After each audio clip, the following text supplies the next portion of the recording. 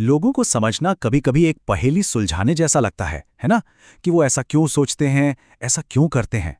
उनकी असली मंशा क्या है? ये कोई जादू नहीं, बल्कि साइकोलॉजी है। तो चलिए, रॉबर्ट ग्रीन की किताब the laws of human nature के साथ इंसानी स्वभाव के इस सोशल गेम के छुपे हुए नियमों को समझने के इस शानदार सफर पर निकलते हैं। जरा सोचिए, हम रोज कितने लोगों से मिलते हैं, हमारे दोस्त, कोवर्कर्स, परिवार वाले। पर क्या वो सच में वही हैं जो वो दिखाते हैं? अक्सर हम लोगों को पहचानने में गलती कर बैठते हैं और बाद में सोचते हैं, यार काश ये बात पहले ही समझ आ गई होती। तो सबसे पहला और सबसे बड़ा नियम ये है, ये समाज एक स्टेज की तरह है और हम सब इस पर एक रोल, एक किरदार निभा रहे हैं। मतलब लोग वो चेहरा नहीं दिखाते जो वो असल में है, बल्कि वो दिखाते हैं जिसे दुनिया देखना चाहती है, जिसे समाज एक्सेप्ट करता है। जो हम सामने देखते हैं ना, वो अक्सर एक मास्क, एक मुखौटा होता है।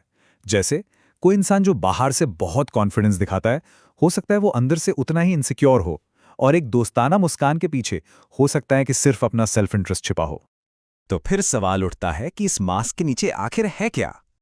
सच तो ये है कि हमारे ज्यादातर काम लॉजिक से नहीं, बल्कि पावरफुल और अक्सर अनदेखी भावनाओं यानी इमोशन से चलते हैं। इसी को कहते हैं इरैशनैलिटी।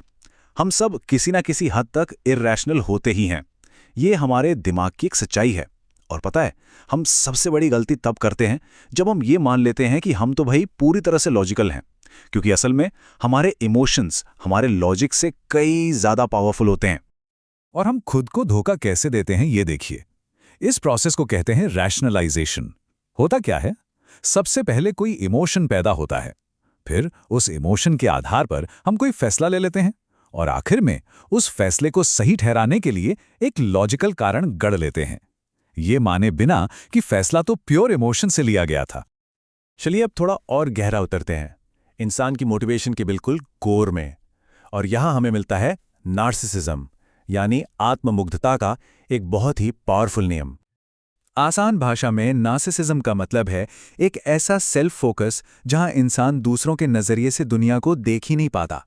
थोड़ी बहुत आत्ममुग्धता हम सब में होती है, लेकिन जो डीप नार्सिसिस्ट होते हैं वो एक ऐसी दुनिया में जीते हैं जिसका सेंटर सिर्फ और सिर्फ मैं होता है।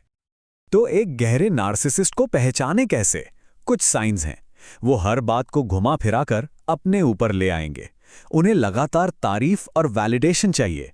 उनमें दूसरों के लिए सच्ची एम्पैथी यानी हमदर्दी की कमी होती है, और अगर उनकी जरा से भी आलोचना कर दी तो वो फौरन डिफेंसिव हो जाते हैं। अब बात करते हैं ह्यूमन नेचर की डार्क साइड की, वो पहलू जिन्हें हम खुद अपने अंदर मानने से भी इनकार करते हैं। ये है एनवी यानी ईर्ष्या, और अग्रेशन यानी आक्रामकता की छिपी हुई ताकतें। एनवी यानी ईर्ष्या, ये एक ऐसे जहर की तरह है जो धीरे धीरे इंसान को अंदर से खोखला कर देता है। जब कोई किसी को खुद से आगे बढ़ते देखता है ना, तो मन में एक बेचैनी होने लगती है, और लोग अपने खुद के पोटेंशियल पर फोकस करने के बजाय बस दूसरों की सफलता से जलते रहते हैं। और एग्रेशन के भी दो रूप हैं। एक है ओपन एग्रेशन, मतलब खुली आक्रामकता। इसे पहचानना आसान है, इसमें सीधा झगड़ा होता है।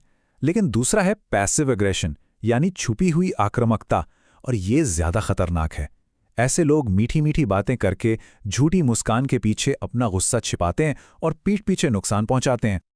तो ये सब जानने का मतलब ये नहीं कि हम नेगेटिव हो जाए, बिल्कुल नहीं, बल्कि इन छिपे हुए नियमों को समझना हमें एक अल्टीमेट एडवांटेज देता है।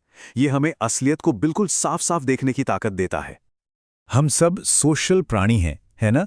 और हम में कहीं ना कहीं फिट इन करने की, घुल मिल जाने की एक गहरी जरूरत होती है। यही चीज अक्सर हर्ड मेंटालिटी को जन्म देती है। मतलब हम बिना सोचे समझे वही करते हैं जो बाकी सब कर रहे हैं। लेकिन असली ताकत तो भीड़ से अलग सोचने की हिम्मत में है।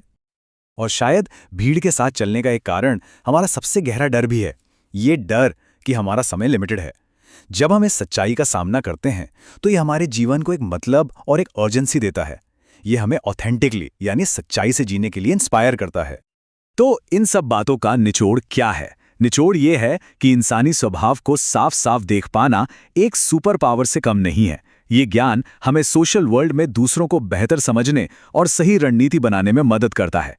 इससे हम झूठी मुस्कानों के पीछे का दर्द और बनावटी कॉन्फिडेंस के पीछे की इनसिक्योरिटी को पहचान सकते हैं। तो अब जब इस सोशल गेम के नियम हमारे सामने हैं, सवाल ये उठता है कि इस खेल को खेला कैसे जाए। क्या इन नियमों का इस्तेमाल अपने फायदे के लिए किया जा सकता है, बिना अपनी असल पहचान खोए? शायद असली जीत इसी बैलेंस को साधने में है।